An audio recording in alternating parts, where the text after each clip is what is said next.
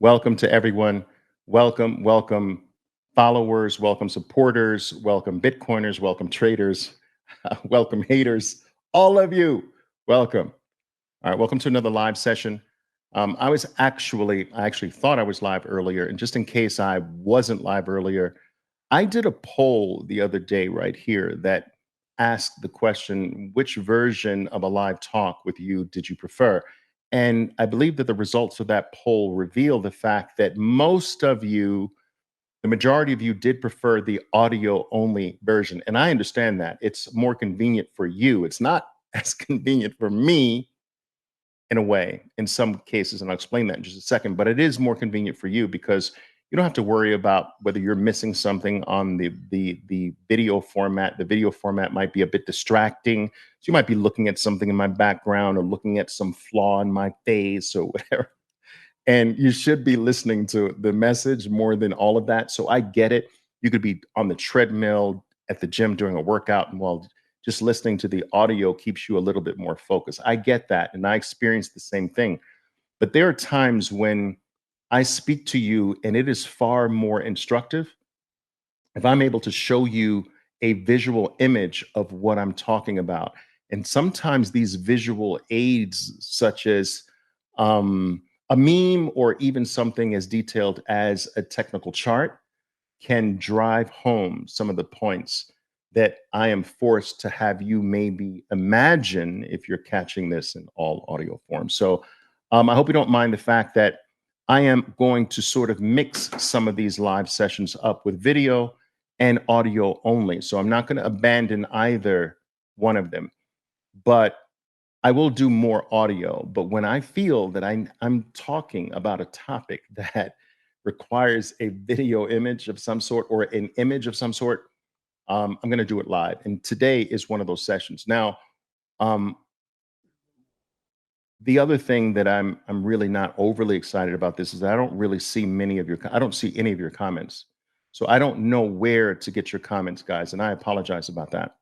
I just don't know where to get them. So I don't see them on the page here, and maybe I'll figure that out at one particular point. But what I do see is I see that there are 58 people logged into here, and at least that's what this is showing here. See that? Boom. Yeah. All right. Cool. Cool. All right. So listen, I wanted to talk, and I'm not going to keep you long. I promise you on this one, I'm not going to keep you long. And because of that, I might have to do a follow up on this in audio form only. But I wanted to get some of these images out of the way. Now, the topic that I wanted to touch upon today was the fact that I I believe today that the higher Bitcoin's price from a US dollar perspective, right? The higher the value of Bitcoin, the more reason to actually pile into it, the more reason to convert your fiat denominated unit into the stronger money, into the winning item. And the reason that I believe today, I did not believe this in the past. I believe it today because I believe it's connected to my deeper or deepening understanding of Bitcoin and its value proposition to the world, right?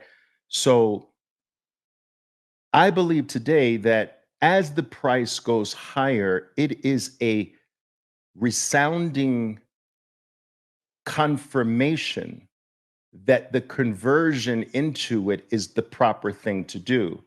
And this is not intuitive for me because I've been a financial market player my entire life, since professionally since 1986.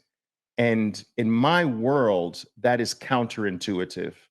In my world, you actually are a more aggressive buyer on the downside. And while that still might be the case with Bitcoin, I believe that actually the incentive to want to convert your fiat unit into Bitcoin becomes more powerful and greater as the price goes up. Why? Because Bitcoin is the antithesis of fiat currencies. It is the exact mirror opposite of it. And so Bitcoin's rise in value is demonstrating in the most direct and the most pure way possible that the monetary unit that you're calling money, your fiat currency unit, the dollar, the yen, the euro, the peso, whatever it is, that is actually declining in value. You see, the rise in Bitcoin is the failure of your monetary unit. It's not, it's the sign that you should actually be shoveling more of this failing monetary unit that you're calling money into the stronger thing, because the rise in Bitcoin is the proof that your unit is failing more. So if Bitcoin goes to a new all-time high, it means the failure in your unit is at a new time, all-time new low. Think about that. It's literally the mirror opposite. Do you understand this? It is, they're not playing off of each other, they are mirror opposites of each other. So if the Bitcoin US dollar denominated price moves to an all-time high, your dollars priced in Bitcoin have just moved to an all-time new low. So one is weak and one is strong. Why would you slow down at that point to hold more of the new all-time low item, instead of saying, wow, I've got even more confirmation that my unit, my monetary unit called the US dollar, is getting destroyed, being weakened, being debased on me more, losing more purchasing power. So you should actually start shoveling harder. All right. We are compelled to work for someone else's created money. This is the thing that if I could just get one thing across to the vast majority of people that I speak here to here, it would be this. Understand that we are mired in a form of financial slavery, a more sophisticated a more sophisticated form of slavery than has ever existed throughout the ages. Slavery has been with us for the most part throughout the entire human experience, but slavery, along with everything else, has evolved. And we are mired in a form of slavery that is more sublime than all of the others. We are mired and trapped in a form of slavery that is more ubiquitous than any other form of slavery that ever existed before us. Because the forms of slavery prior to the one that we find ourselves in today were primarily directed towards certain classes of people, whether the class was based on color, whether it was based on chaste, whether it based on your socioeconomic level, whether it was based on your religion, but it was always sort of specifically targeted. Do you understand? And slavery went to a whole brand new level with fiat, because instead of narrowing a slavery, which is ultimate control of the human being, right? And their time and the fruits of their labor. A slave is literally one that has no control over their time, which means they have no control over their life. So 100% of their time, or 100% of their life, because time is the stuff that life is made up of, right?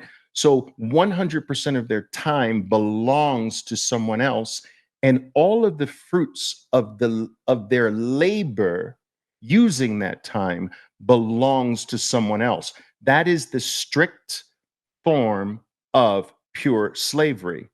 But what's important to understand is that that form of slavery was historically targeted to small groups of people: a religion, a color, a caste, a socioeconomic level.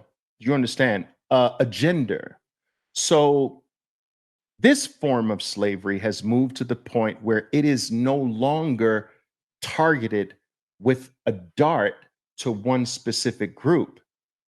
It is now control over every human being. And in order to do it, in order to spread this form of slavery across the entire human race, you have to bring it down. So you can't have 100%, but you can have 50 or 60%. So you can bring it down to now I control 50% of your time. Now that, because it's not 100, I can now drop it to 50% and spread it across a larger number of people because they'll accept 50. Everyone's not going to accept 100, but if I drop it, more people will accept 50. And in addition to that, so I want you to think about this form of slavery that went from specific groups to everyone. We are born on a plantation, right? By no choice of our own. And it's a modern day plantation. All right. Instead of the name of the owner of the plantation, Mr. Johnson's plantation, right? We call them countries today, right? So the plantations are countries. All right. It's the United States of America. It's Argentina. It's Venezuela. It's Turkey. These are all plantations. Each of these plantations, we're born on the plantation. They have an invisible gate around the plantation that requires permission to exit. So in every plantation, you can't exit your plantation without permission from the plantation runners, right? Can you? First, you are stamped with a number, just like a slave in the old days used to be branded to let everyone know this slave is my slave. You are branded too. In America, we're branded with a social security number. In Colombia, it's here with a cedula, or whatever they call it. You know what I'm saying? We're all branded with a number on this plantation. That's the first thing. And then if we want to branch off outside of the gates of our own foundation, we need permission in the form of a passport. Boom. All right, you've got permission to leave. Now, every other plantation know that this is my slave. Do you understand this? This is mine. All right. So you have to show this stamp of yours proving that I'm from the United States plantation. All right. And you need permission, even with that, to enter other plantations who stamp yours and say, okay, I will allow this slave from this plantation to enter my plantation, but only for a little while, right? And if you want to stay longer, you need permission from me because this is my plantation. So you think about this. It's just a more subtle form of controlling all human beings. Now, we're born on these plantations. We're stamped with a number. We have to seek permission to leave the outer gates of this plantation. All right. But in order to live in this plantation, we must give back to the plantation. And so we have the ability to work and live our lives on the plantation. But here are some of the subtle differences, right? From the old version of slavery and the new version of slavery. Let me just make sure I'm still live here. I want to be talking to myself. Am I still live here? I'm still live. All right, cool. I want to be talking to myself here. Okay, so in the old form of slavery, there was slavery. Even in the form of old slavery, there's an exchange, guys. All human experience does always involve an exchange, even 100% slavery. So, what was the exchange for a traditional form of slavery? It was basically, I give up 100% of my time to you. That's a slave. Someone else controls 100% of my time. All the fruits of my labor that comes from that time belongs to you too. Now, what do I get as a slave? Okay, I give you 100% of my time and I give you 100% of the fruits of the labor of that time. You, in exchange, as the slave master, as the plantation owner, you give me shelter, a home, or it might not be a great one, but I have shelter.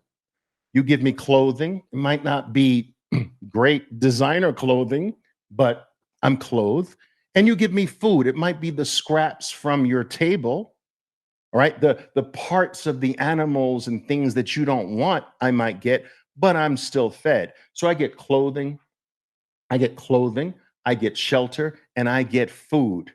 Low quality, but I still get it. That's the exchange in a 100% slave-based system. Well, in the more subtle slave-based system that we have, we're born on the foundation plantation, just like slaves in the past. We're born by two slaves having a baby on plantation, right? The baby has no choice where they're born. We had no choice where we're born. The baby was branded, right, at a certain age to say, this is my slave. We're branded with a number. We can't leave the plantation without permission from master, right? Same thing. We live the same existences. But instead of 100% of our time today and all the fruits of our labor, it's brought down to about 40, 50% of your time you must give, not 100%. Now, and the rest is yours, okay? But here's the thing 40%, I'm now a 40% slave. So I'm working on the plantation and I have to give back to the plantation 40%, 35, 40%, whatever your tax rate is, right? But you've got to give about 40% back, right? Maybe 50, as much as 50% on certain parts of the country.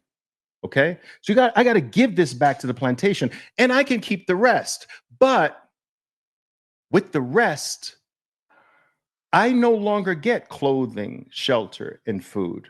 I must take the rest and buy clothing, food, and shelter from the plantation. You see, in the first form of slavery, it was given to me. I gave 100%, but I got the food, the clothing, the shelter. Now I have to give back 40%. I keep 60%, but with the 60%, I've got to buy the clothing, the food, the shelter from the plantation. And what the plantation does is say, well, you're going to work for the plantation. I'm going to create a plantation money. All right. This is my creation. I'm going to draw fancy little pictures on it. I'm going to put a little bird. What bird should I put on this piece of paper? I like the eagle. All right, we'll put a little eagle on it. Put a little eagle on it. And on this piece of paper, I'm going to put a 20. On this piece of paper, I'm going to put a 100. No differences in the paper, right? I create the paper. I'm the plantation manager. I'm the plantation owner, the runner. I create my own plantation money. You have to go out, work on the plantation in exchange for my money that I created. Now, when I give it to you, here's the trick. I give you $100, one of the ones I painted $100 on, right? I give you one of these. Good. Congratulations. But now you have to give me back 40 of them. Ah, cool. Now you can keep 60 of them, but with the 60, now you need a house, you need a car, you need clothing, you need some food, right? I control all of those things too. So now you take the 60% and then you have to give it back to me for housing, clothing, food, transportation, da da da da da. Now here's the trick. I am going, because I don't want you to leave, because I don't want you to, I want you working for the plantation harder every year. I don't want you working less every year. I want you working more every year. So how can I make my slaves on the plantation work more than they did last year for the same thing? You see, I'm going to give them the same thing, the same house, the same car, the same clothes, the same food. I'm going to give them the same life, but how do I incentivize them to work harder for the same food? Can I make them work harder until they die? Can I do that? Yeah. You know what? I'll just make sure every single year the things go up by 2%. So now you have to work 2% more. Said another way, I'm going to make sure that the piece of paper that I created for them drops in value by 2%. So that now the next year they have to work 2% more than they did last year for the very same thing. And then the next year is going to drop 2% too.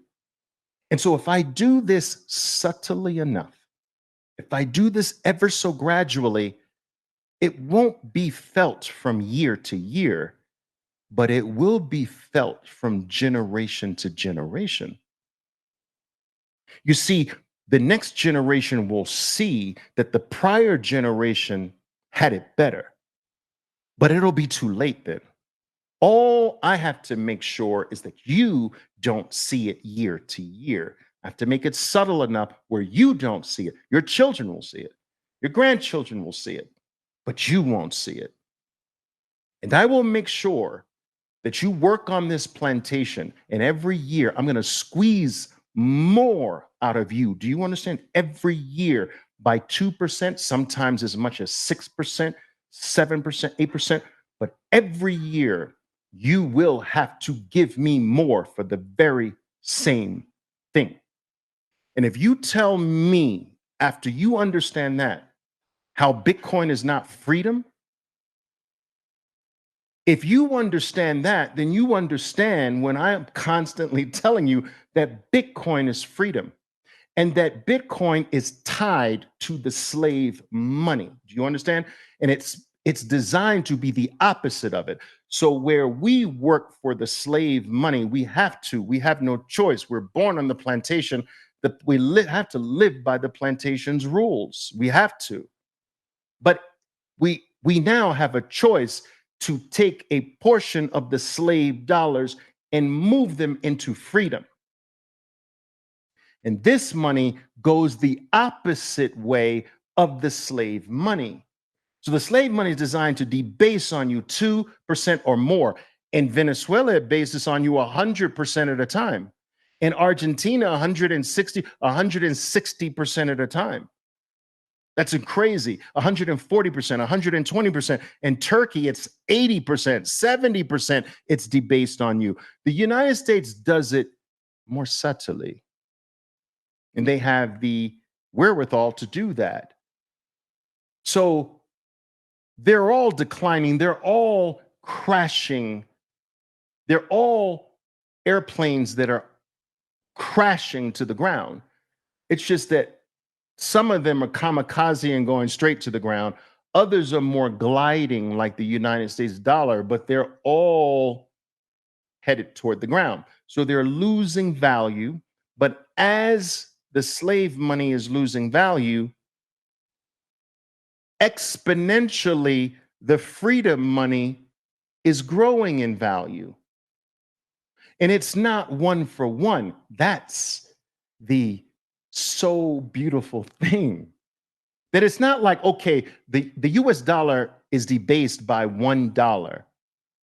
The US dollar loses 10% in purchasing power, but Bitcoin then rises 150% in purchasing power. It's not one for one. It's not like, okay, the US dollar loses 10% in purchasing power, Bitcoin gains 10% in purchasing power.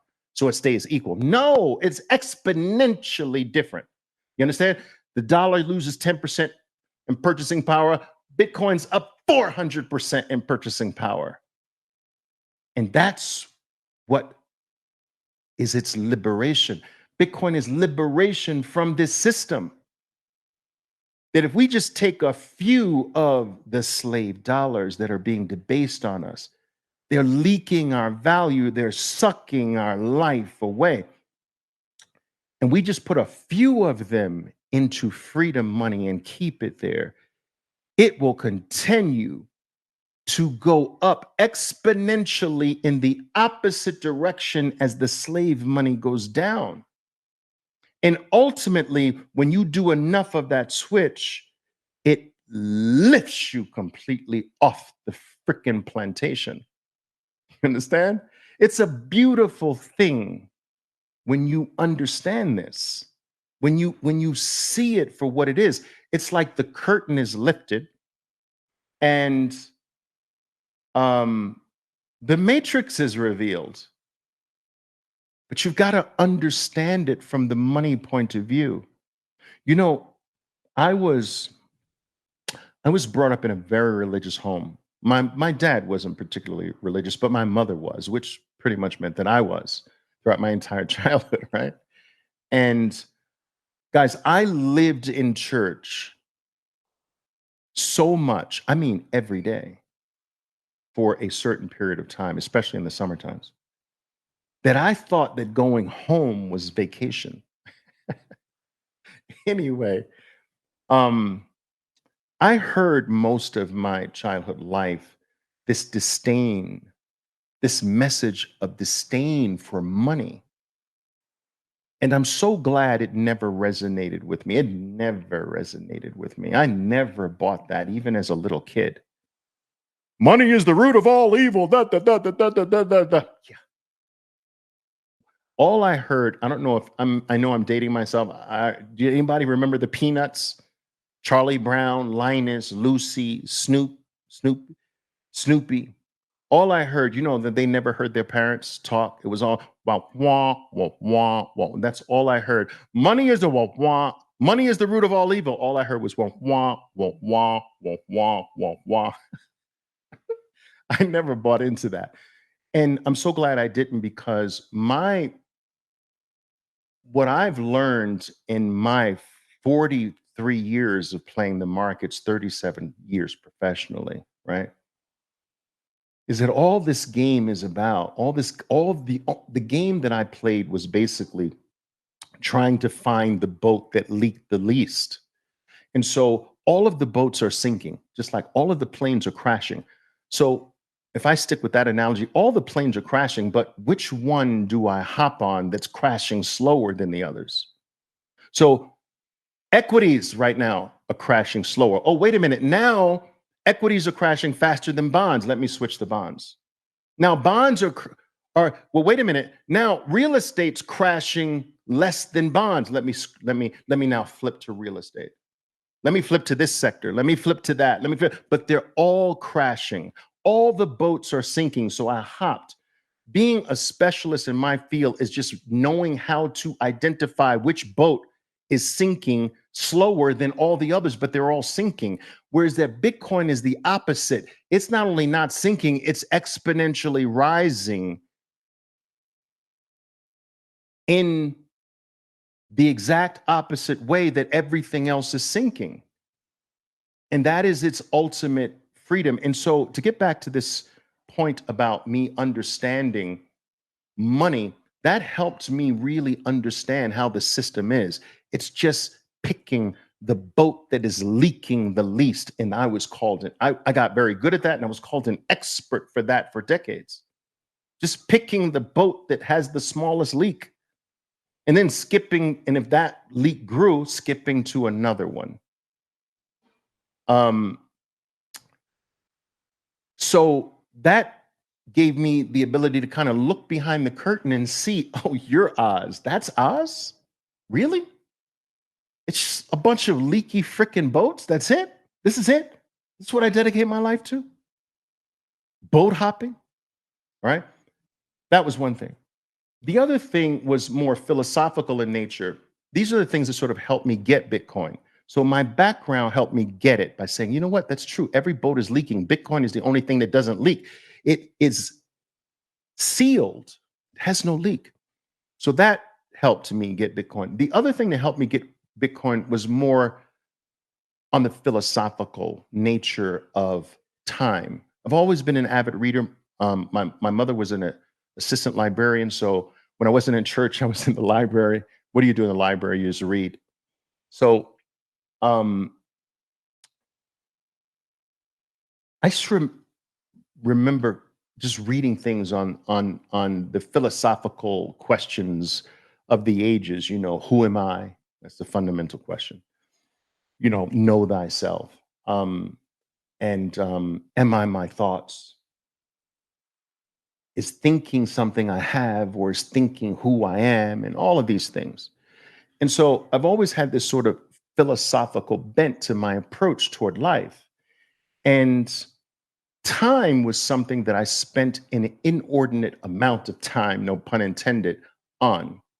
Because when you understand that time is the stuff that life is made up of, you start to pay a lot of attention to time, right? And so understanding time in all of its nuances made me look at money differently as an adult because money is the monetary representation of your time. And if time is your life, then money is your life. So remember all of the preachers that my mother paraded me in front of as a child, they had it wrong. That money is not the root of all evil. Money is your life. I give 40 hours a week to this man, to this company, to this institution, to this corporation in exchange for that 40 hours, which represents my life. I gave up 40 hours of my life, not to mention the amount of time and preparing to after I get up to prepare for to go to work, to transportation to work and back. All of that is time. I Time I can't ever get back, a portion of my life that I have given to someone else. It is not from me specifically. I've handed over this time to someone else. Now, in exchange, everything's in exchange. In exchange for that time, I receive a piece of paper from someone that represents the time I gave. What is time? My life. This paper represents my life. And so if you ever see someone careless with money, they toss it around, they get rid of it really fast, they squander it on stupid things. This is a person who will never have a good life because they're squandering the very thing that life is made up of. That money that they're squandering is the actual representation of their life. Their life is the time they gave. And so money is the ultimate thing of importance because it is the very life we gave. Now, in historically, the time we gave to life wasn't sufficient enough for all the needs. So there was scarcity in the world and everything, scarcity of calories. There was no surplus in calories a million years ago, right? 700,000 years ago. It was a scarcity of calories. We have an abundance of a lot of things today. So, because we have moved to a stage in the human evolutionary process where humans experience more surplus than scarcity on average, I know that there are outliers in this sample, but for the most part, most human beings have excess. And because we've moved to the stage where more human beings have excess than scarcity, they must have some place to store their life. What's their life again? The time they gave. I give time to life. In exchange for the time I give, I receive money in return. This money represents the life I gave. Now, if I don't need to use all of the life I gave right now, I need to store my life because if this dwindles, I'm dwindling my life away.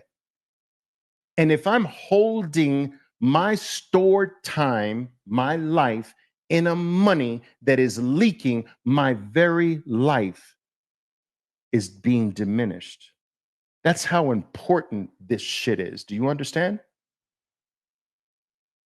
Your very life is on the line. I don't give a goddamn, guys, whether you think it feels like I'm preaching to you. So be it. Heard some comments about that. Oh, this sounds like a sermon. I'm out. Well, be out then. Because some of you need this sermon. Some of you need to be preached at. Stop looking at this thing like it's just another additional asset amongst many other assets. This is freaking freedom. This is freedom from the clown world, freedom from paper money created by a bunch of men that play tricks on us. This is more serious than most people think it is. And the people who get it now will be free. And the people who don't, you're going to stay a slave. Most people who get comfortable with imprisonment or slavery, they really don't want change. In a lot of cases, they get comfortable with the walls of their prison. You know what? I um in art class, I created this wonderful picture. Look at it on my prison wall. Isn't it beautiful? Got a little nice little tarpet or a little rug on the floor in their prison, beautifully colored blanket on their little cot in the prison cell. That's really nice. Yeah, it's nice. They get comfortable. They start to paint the bars artistically on their prison cell. They're like, why do I want to leave here? Everything is good. Oliver, you're crazy. You're preaching. They get comfortable where they are. They don't want to see what's on the outside of their prison world. They don't even want to look. Oh, it's Oliver. It's a scam out there. I'm protected here. It's a scam outside of my prison cell. Oliver. That's how they are. Guys, I'm sorry. I'm silly like this. My traders know this. My kids say, Dad, you stopped growing up when you were 15 years old. I'm like, no, about 12. Colombian coffee. My point is that since Bitcoin is the exact opposite of the fiat money, the slave money, that is designed to make you work harder every year for the very same shit until you die. The system is not designed for you to stop producing for the plantation. Never. It's until you die. And if you want to leave, there's a huge cost to pay, exit tax. Even if you die, the system says we just lost a slave. And so we're going to tax you on death too. We're going to tax you if you want to leave this plantation for another. We're going to tax you if you want to even be here. If you want to purchase something here, we're going to tax you on your shelter. We're going to tax you upon exit. We're going to tax you on the food that you buy. We're going to tax you on the clothes that you buy too. We're going to tax you. And then we're going to debase the money on you so that every year, the things that you are being taxed for, you'll have to work an extra hour this year for the same thing. Oh, you want to eat this year? You're going to have to work another extra hour a week to eat the same thing. You want to live here? You're going to have to work another 2 hours to live here. And every single year until you die, you will give your life for this. What are you giving your life for again? My piece of paper. I create the rules. This is my plantation. This is my coupon. I drew the pictures on this thing and I control the supply. I tell you what its value. I create the price of it. And here comes Bitcoin with an option, an opt-out, a choice. Freedom, liberty. And so in secret, we can take a few of those cup bucks. Do you understand what I'm saying? A few of master's pieces of paper, and we can sock it away into freedom. Shh, quietly. It's a few. We don't have to tell anybody. Boom. A little bit of excess here. Boom. Switch. And after a certain point, Bitcoin said, okay, you ready? Are you ready? You say, am I ready? Yeah, are you ready? Let's see. Guess so. And it lifts you off the plantation, out of the matrix. You're like, oh my God. Oh my God. I see all the plantations and how they operate now. That's that plantation over there. That's the plantation I just got lifted from. And you see things from a completely different view. It totally changes your life. I'm sorry if this sounds like preaching. And so, one last time, I'm going to draw this all back to the main thing. The very rise in Bitcoin is the proof that it is winning over the slave system, and the slave system is deteriorating. The money that you're forced to work for is deteriorating. And the proof of that is the rise in Bitcoin. And what has Bitcoin been doing for the last 15 years? Rising. And some people say, well, Oliver, well, wait a minute. It has these big crashes. What is that? Is something wrong? No, that's Bitcoin's benevolence. Ever heard the story of Sojourner? I think I have her name right. Sojourner. She was a famous slave who got free and came back and decided, I'm going to come back for some of my family members. And came back and took some of her family members and got them free. And then she said, why stop at my family members? There are other slaves that want freedom too. And she came back again and got some of her friends, and then came back again and got some of their friends, and came back again and got some of their family members. And I think she made something like 300 plus trips from freedom back to the plantation, freedom back to the plantation, freedom back to the plantation. Bitcoin is Sojourner. Its pullbacks are its benevolence. Its pullbacks, or what you call crashes, are nothing more than Bitcoin coming back and saying, so you saw freedom, right? You saw it, you watched it from the sidelines. Now I'm coming back for you. Are you ready? And you bozos are saying, nah, I saw the freedom. It was exciting. But just because you've come back, I don't believe in it anymore. And Bitcoin's like, what? All right, I guess he needs to see it again. Bitcoin goes to freedom again, all-time new highs again. That's freedom land. You're like, wow, that's exciting. And Bitcoin says, okay, I'm coming back. Comes back again. You call it a crash. Comes back to you, opens the door. You ready to get on the freedom train now? You saw it again, right? No. I don't like the way you came back.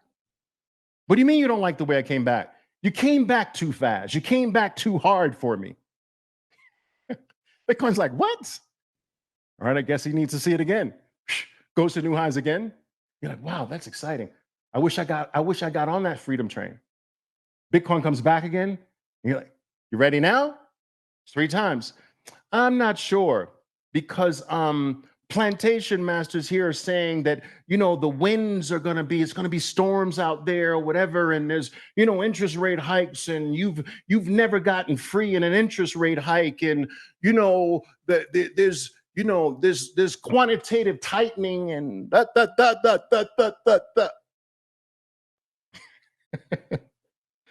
I don't think you can get free this time. They put an extra gate up because, all right, I guess he needs to see it again. All-time new highs. Bitcoin's pullbacks should be interpreted as its benevolence, as it's coming back for you to make you free. It's coming back for 2 people: the people who watched it and wish they were on it, and it comes back for them, but never at the same price. You see, there's a price for doubting. You always have to reach higher, but you'll get your opportunity. It also comes back for group number 2, the people who did get on, but should have gotten on with all of their goods, all of their wares, not half-ass it. Just, okay, I hope you've seen a little bit. I've come back. Now you get the chance to do what you should have done the last time more. And so it comes back and shows its benevolence for 2 types of people. And I don't know how many times people need this. in my world, in the financial world, the 10 years was always the gold standard. You understand this? So you were always recommended that, listen, if you're looking for one of the best mutual funds to put some of your wealth into, you want that mutual fund to have a 10-year record because they can get lucky with a 2-year record. They can get lucky with a 5-year record, but you can't fake a 10-year record. I was taught this from the very early days of my career. 10-year record is the gold standard. Hedge fund, what's their 10-year record? Not their 2-year record, not their 1-year record. They can get lucky with that, but you can't get lucky with 10 years, Oliver. Look at their 10-year record. Money manager, look at their 10-year record. An index, a market, anything. Make sure they're not a flash in the pan. Make sure that they can get lucky by a certain market environment. 10 years can't be faked, Oliver. Well, Bitcoin's giving you 15 freaking years. How many more years do you need? 100? All right, you're probably going to live about 85 years old, 88. Some of you might pass 90, 91, 92. But do you need more years than your life? Oh, okay, so your average life's going to be 85. You need 80 years? You've got 15 freaking years. It's way past the gold standard of 10 years in my industry. How many more? 25 more years? And another thing I'm sick and tired of. You know what else I'm sick and tired of? But Oliver, Bitcoin doesn't do this and it doesn't do that. Thank God it doesn't. Thank God we're still early. Opportunity is not when something checks off all the boxes. It's late. I'm waiting for perfection, Oliver. That's not how you make wealth. I'm waiting for Apple to become the biggest company in the world and check all the boxes off first. Dude, you missed it. You missed it. It's when it has the potential to check off all of these boxes. That's where the opportunity is. But Oliver, Bitcoin doesn't do this yet. Good. Oh, it doesn't scale. Good. It can't be used for good. We got a long way to go. You're sitting there waiting for perfection, waiting for all of these things to happen. Then that's when you think the opportunity starts. So, some of you guys crack me up. You crack me up. All right, guys, I'm going to leave you now. But just understand, if you walk away with nothing else, understand this, that Bitcoin is the exact mirror opposite. Remember I told you that I wanted to go over this, right? So take a look at this, guys. So this is the US dollar priced in Bitcoin. And so what this picture is showing you is what you are experiencing. I just want to make sure that I'm getting this. Give me a second here, guys. So what you're looking at is the US dollar priced in Bitcoin. And I just want you to understand that what this picture is showing you is that if you're holding dollars instead of Bitcoin, this is your life. You are storing this is your future. That's a good way to look at it. This is your future. This is what you are putting your future in. Instead of, this is the opposite picture. This is Bitcoin priced in US dollars, right?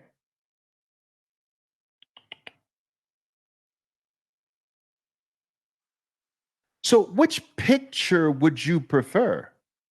Where do you want to put your future? Where do you want to put the fruits of your labor that you don't need right now for food, clothing, shelter, and shoes and socks and whatever? Where do you want that? You want that in this, or you want that, and let me go back to it here. Or do you want that in this? And so when you begin to understand that the very decline of the very decline of the dollar is the very rise of Bitcoin. They are literally mirror opposites, but not one to one.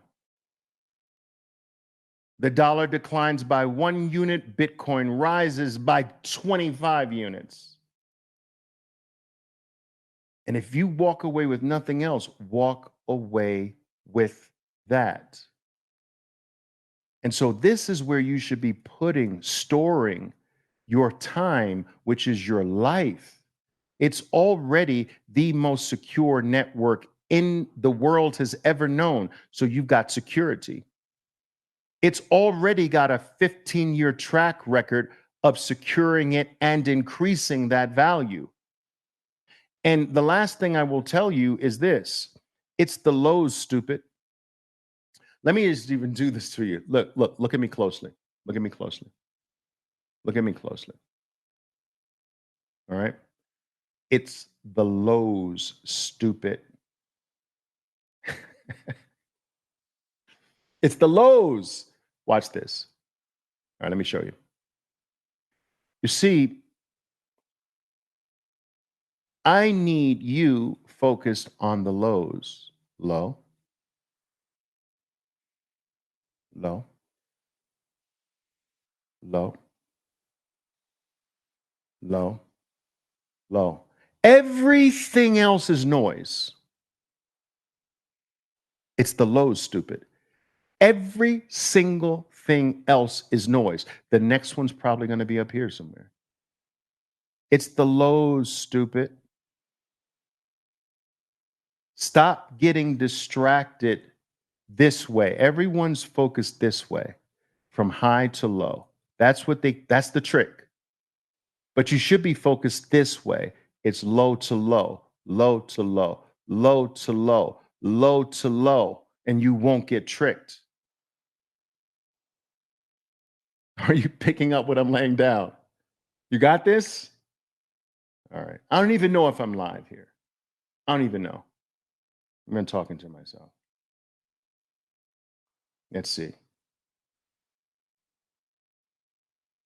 93 people, it says. All right, cool.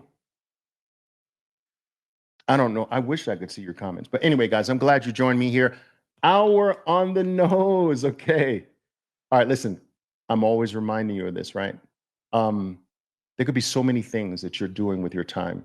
There is one thing in life that is more valuable than your Bitcoin, and it is your time, because you can't ever get it back. We talked about that. And so today you gave me your time. You gave me something, your rarest commodity, that you can never get back, ever. Because of that, I made a promise a long time ago that anyone who gives me their time in this fashion, I'm going to do my best to give everything I have to give something of value that I believe can be utilized or useful, based on my opinion, for the rest of your lives. I hope I've done that here today. All right. And if not, I'll try to get better every single time. Every time. All right. You know what to do, guys. Ciao for now. Stack harder. Go to work. Go to work. Ciao. Coffee to you. Cheers. Mm. It's good even cold. All right. Ciao, guys.